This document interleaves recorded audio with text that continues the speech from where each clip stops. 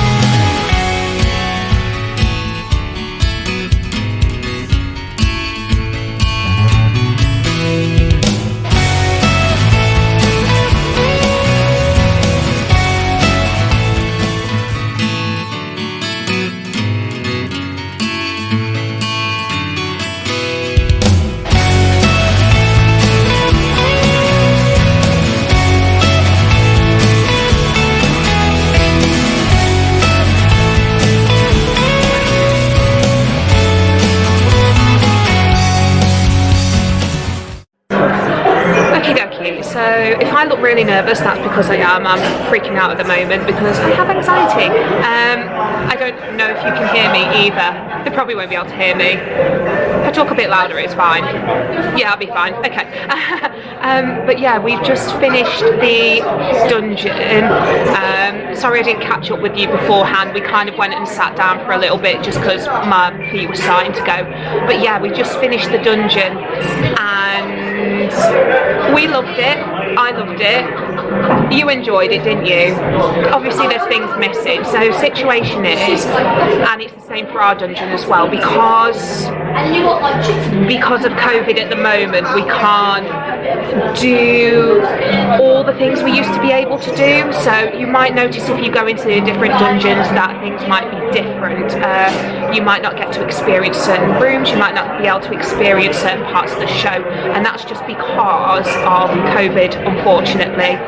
We didn't get to go on the boat ride. Do you think it would have been because of the COVID? We don't know why we couldn't go on the boat ride.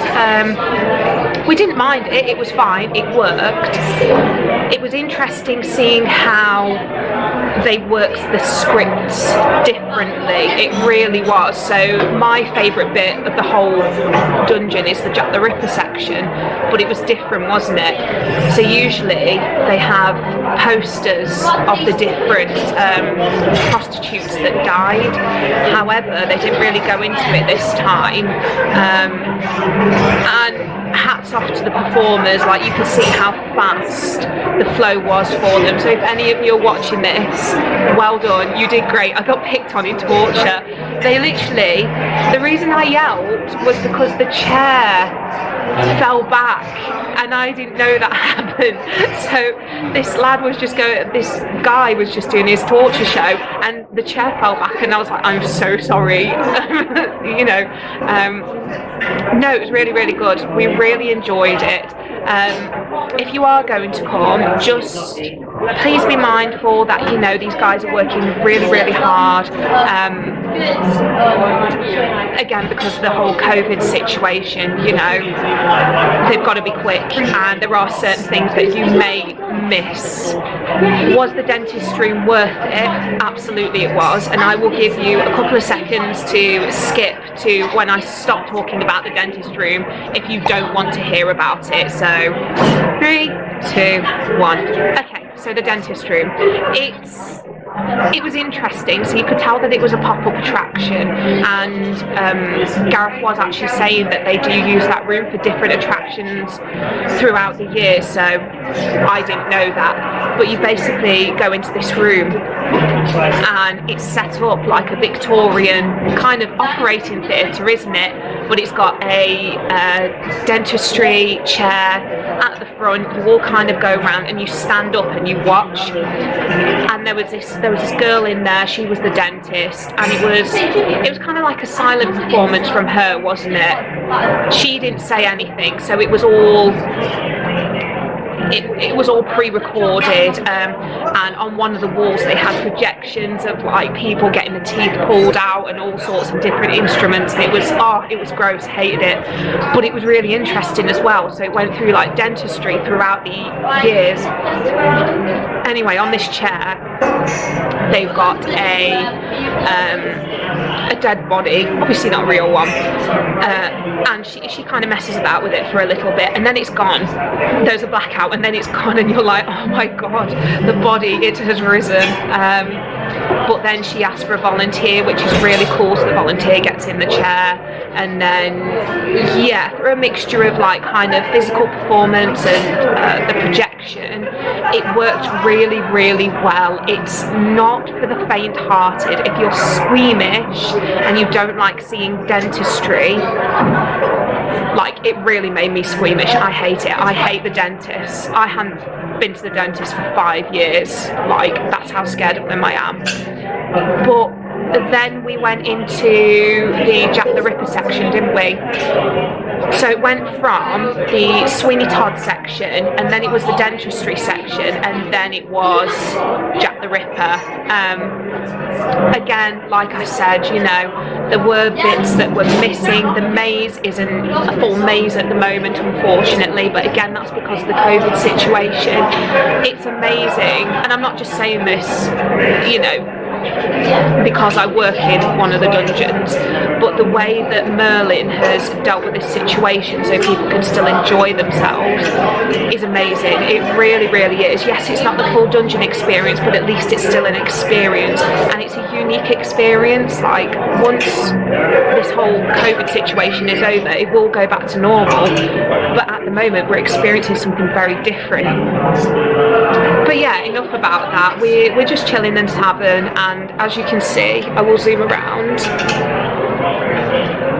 So that's the tavern. They have a piano that plays by itself, which is amazing, which I'll show you in a bit. But I'm literally going to finish my drink, and then we're going to head off to the Tower of London. Well, we're going to head off to the shops first, but I won't show you that because you don't want to see me shopping. Maybe another time, but then we're going to go to the Tower of London, and I'll show you guys what that's like. So we'll see you in a second.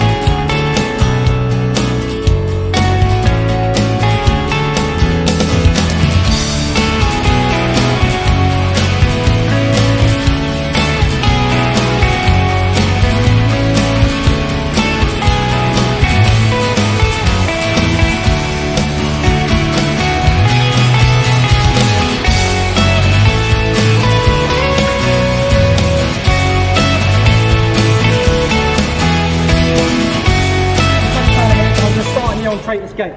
So Traitor's Gate itself was actually built on the orders of Edward I, and that's because he wanted a safer and a more useful entrance into the Tower of London, and rather than using the packed, narrow, dirty, stinking streets of London where convoys could be attacked, stores stolen, or even prisoners set free, he decides he's going to use the River Thames as a highway. So high tide, boats can pass through this gate and they can unload their cargoes in safety. Therefore, this gate was originally known as the Water Gate. Have we got any Americans in the audience? Another silver lining of the Black If you're out there, welcome. Just another example of something we had before then, but don't worry about that. So the name was Watergate. Because of its use, the name was then slipped to Traders Gate. And of course, then it's only a very small play on words to go from Traders Gate to Traitors Gate. And that happened because of the increasingly large numbers of treacherous prisoners who start to enter this mighty fortress through that grim gate. Among them, 3 queens of England: Queen Anne Boleyn, Queen Catherine Howard, and Lady Jane Grey, the uncrowned queen of only 9 days, 16 years old. It sits on the other side of that inner ballion wall there. The name is changed to the Bloody Tower as a memorial towards some of the dark deeds that are alleged to have happened inside or the Bleeding Tower because of those deeds. And as a result, it was chosen during the reign of Elizabeth I to change the name to the Bloody Tower. And there were many, many dark deeds, everything from the slow poisoning to death of Sir Thomas Overbury by a jealous lady, to the imprisonment of Sir Walter Raleigh on 3 separate occasions before his execution in 1618 for his involvement in a plot to overthrow King James and replace with Arabella Stuart. But by far the darkest of all of those alleged deeds is the murder of the 2 boy princes in 1483. They were 12 and 9 respectively. They were brought here to town for protection by their loving uncle, Richard the Duke of Gloucester, Lord Protector of England. Now the problem was that soon after they arrived here, the loving uncle, Richard the Duke of Gloucester, Lord Protector of England, he suddenly declares that they are illegitimate.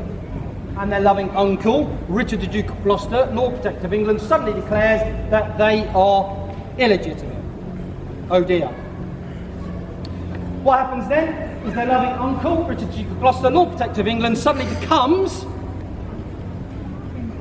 King Richard III. And shortly after that, those boys disappear. And they are never seen alive again. Now, 2 years later, 1485, at the Battle of Bosworth Field, King Richard III is slain. Shortly after his death, a man comes forward by the name of Sir James Tyrrell, and he admits to murdering by smothering the boys as they slept up there in the bloody tower. And you see their double windows right at the top. After which time he claims their bodies were wrapped in their bedding, they were bundled down the stairs here and hidden beneath rubble in the basement of the Wakefield Tower. Right, okay, we are now physically stood on Tower Green, and this is the village green of the Tower of London. Now, our village green is slightly different to many other English towns and villages. But at the centre, you'll find a duck pond, a bowling green, or maybe a wonderful cricket ground. Ours is slightly different because at our centre, we have our very own execution site. Ooh. Now that disgusting monstrosity, not you, madam. I'm definitely getting the sack one day, guaranteed. That glass sculpture you see there, now that stands in memory of the private executions that took place here, and it should not be confused with the public scaffold site that I pointed out earlier on. 6 people were executed just there. 3 of those, they were Queens of England. The other question we always get asked is, please tell me about your wonderful costume. Ladies and gentlemen, I am not wearing a costume. I am wearing a uniform. What you see me wearing today is one of 2 uniforms we wear to fulfil our duties here at the Tower of London. This particular uniform is referred to as blue undress. It is a Tudor tunic designed to be worn beneath armour. And this is not a skirt. It's not a dress. This is where my armour plating goes in when I'm on horseback. So there. To become a Yeoman Warder here at the Tower of London, our criteria has not been updated since 1826. Prior to that, it was pretty simple. We just bought this position for 250 guineas, about £100,000 in today's money. In 1826, Duke of Wellington takes over as Constable of the Tower of London, and he is shocked. He writes down in his memoirs, Yeoman Warders are taken to drunkenness, quarrels and corruption. From this day forward, each being numbered, only meritorious sergeants discharged from Her Majesty's Armed Forces may take up post. You'll be pleased to know that we are no longer corrupt. 1 out of 3 is not bad, is it? Since 1826 until today, there have been exactly 412 Yeoman Warders. I am Yeoman Warder 403. It is a huge honour and a privilege for us to be here. Our second uniform is called state dress. Here you can see it. Isn't it beautiful? Isn't it wonderful? This was designed during the reign of Queen Elizabeth I, and as you can see, she hates men. I've got to wear tights.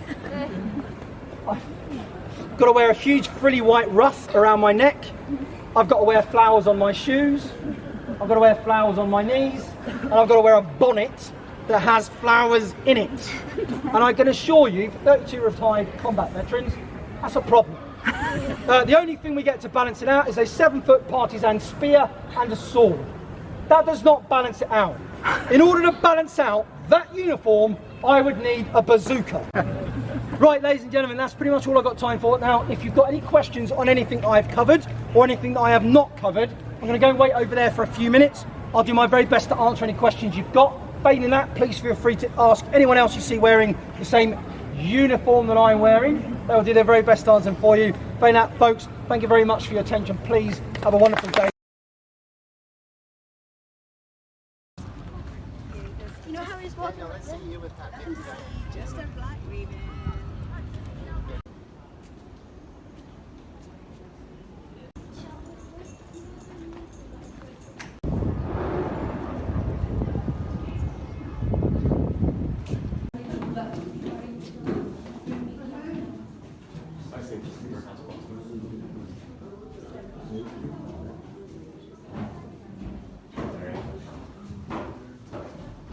So that, if you just saw, was the torture chamber. Now on this channel we do like a bit of gruesome, little gruesome tidbits, don't we? So what you would have seen in there, you would have seen the rack.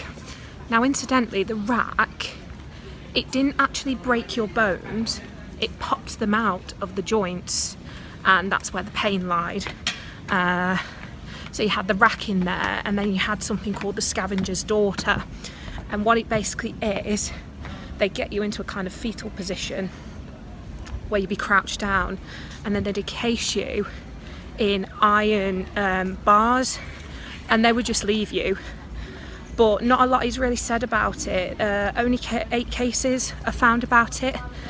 It was mostly beheadings that happened here, from what the tour, nice man on the tour said. He was lovely, he was really nice. He was chatting to us for ages, wasn't he? I think we found a friend. Yeah, so he was basically saying, like, if you don't know, the Tower of London is infamous for beheadings, lots of beheadings, and it feels like the energy's stifling. It's really intense. But we're about to go into the White Tower now. It's the armory as well, isn't it? So I'll see if I can film. Okay, so I'm gonna have to stop here again. There are a lot of places. Oh, we can. Okay, cool. So there are a lot of places. I'm just gonna carry on over here for a second. There are a lot of places that you can't film, so just be mindful. We did go and see the crown jewels, didn't we? You can't film in the crown jewels, unfortunately, but it is basically for protection. You know, if you've seen Sherlock and you've seen the episode where Moriarty steals the crown jewels, then you don't really want that happening, do you?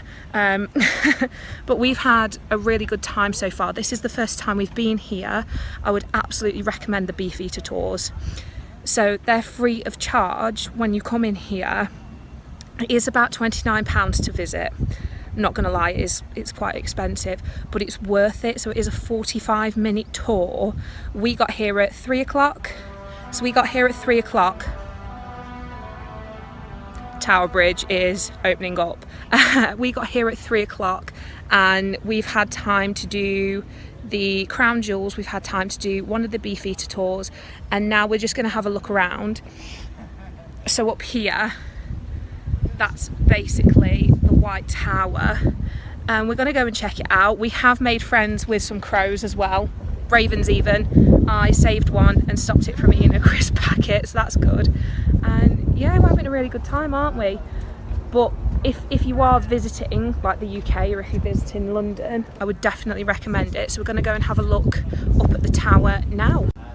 So this as well, if you don't know the story of the two princes of the tower, this is kind of whereabouts they were found and last seen. And That's where the bodies were found. yeah, it's where their bodies were found. And if you didn't know, Richard III kind of took them in and then said, actually, don't think they should be ruling really. And they disappeared under suspicious circumstances. So we're going up the stairs now. There are a lot of stairs, I will pre-warn you. I've got plenty of people I can call on. This is another reason why I'm not filming myself all the time as well, because I'm a sweaty beast. Ooh. Like I said, I've never been here before, so this is, you're literally watching it as I'm watching it as well. As I'm seeing it, you know what I mean. It's just massive, isn't it? I never would have expected, mind you, it's really big outside, isn't it? What's that over there? Ooh, we got some guns.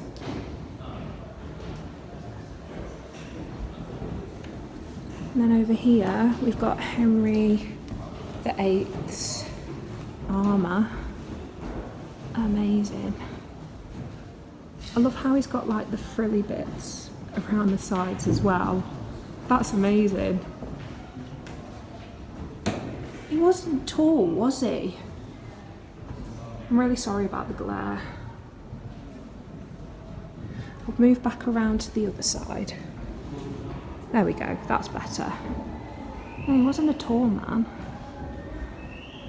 There we go. And as you can see, we've got the horse's armour as well. That's cool. Mum would hate it in here. Little fun fact for you.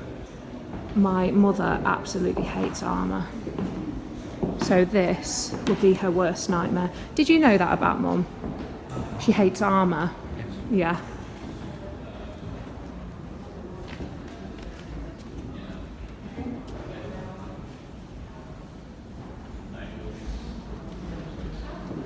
It's big, isn't it? So pretty much convinced that this is Henry VIII's personal collection. Oh dear. We'll move past that, shall we? He's got big feet. And then we've got Henry Stewart over here. So little, isn't it? If I move back for size, it's nuts, isn't it? Yeah, I know that. Like, he was only little. And then we've got King Charles I over here, so you can kind of see like the evolution of armour. Didn't do him very well though, because, you know, he had his head cut off.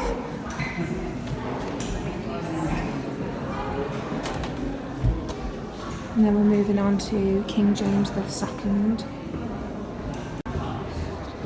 I feel like instead of asking for Xboxes and iPads, this is what we really should be asking for. So apparently this was armour. There was like a myth about it, but in reality it was made for King Charles I, and that was when he was 5 years old. And then you've got this next to it.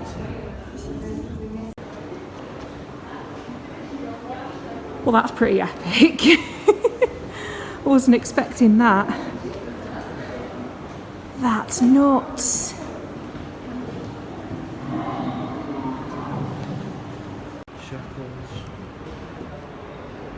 I think that'd be a bit warm in that though, wouldn't you?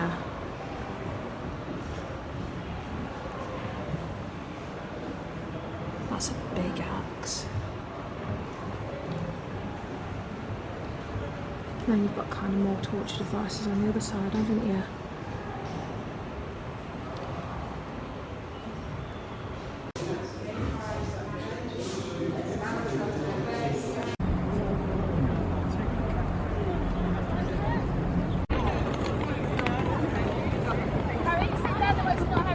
And we are back in the car. Yes, I've done it again. I know, I'm sorry. Take the 4th exit to Trent Valley Road. We literally couldn't film any more, predominantly because there was a wedding going on. We came out of the White Tower, we were just like, everything we want to film we cannot because there is a wedding and we don't want to photobomb. Like, they'd literally just finished the ceremony and they were doing the photos, and yeah, it would have just been a bit awkward really. So Trent Valley Road. We're back in the car now. Also, I got really bad anxiety. I haven't been doing well all day, have I? Really. One thing that majorly sets it off for me is its escalators. They're escalators, aren't they? Yeah, so obviously, you know, in London they have the really steep escalators, and I don't like escalators anyway. And it's just, it was so enclosed and there were a lot of people. Like earlier on in the vlog, there's not that many people around, there really isn't. However, later on in the day it just gets chock-a-block, and there was a point where we got on one of the tubes and it took us about 20 minutes to actually head off to where we needed to head off, and then we needed to catch another one, and then we needed to get the train, but they didn't let us know which platform it was on, and it was just a massive mess, and I didn't really want you guys seeing that. Again, I can only apologize. Like, I'm sorry, my anxiety really hit me today. I'm still really anxious about filming out in public, filming out in front of people, so that's why I tend to blabber a lot, and I'm really sorry about that. Like, we were watching a couple of girls like taking Instagram photos in front of a wall or something earlier, and I was like, how have they got so much confidence and I haven't? it is what it is. On another note, we had a really, really good day. After the Beefeater tour, we had a chat with our tour guide and he was absolutely phenomenal. What was his name again? Lawrence Watts. Lawrence Watts. If you're watching this, you were fantastic, you were amazing, and the humour is just peak. Like, we love the sense of humour so much.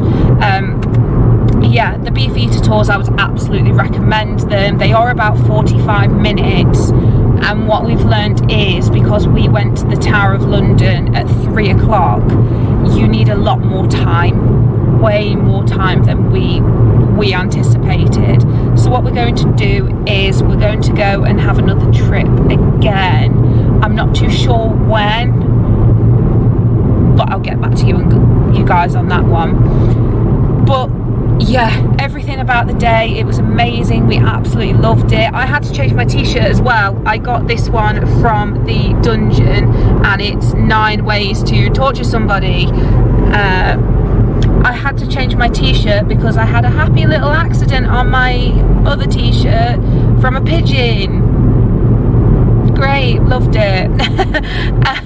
So I felt horrendously gross. I had to get changed, and I got this t-shirt. This is a medium and it feels amazing. I really love it, and it was, let's see if I can find it. So this was £15. I also got a of course I got it. I got this Jack the Ripper replica pack.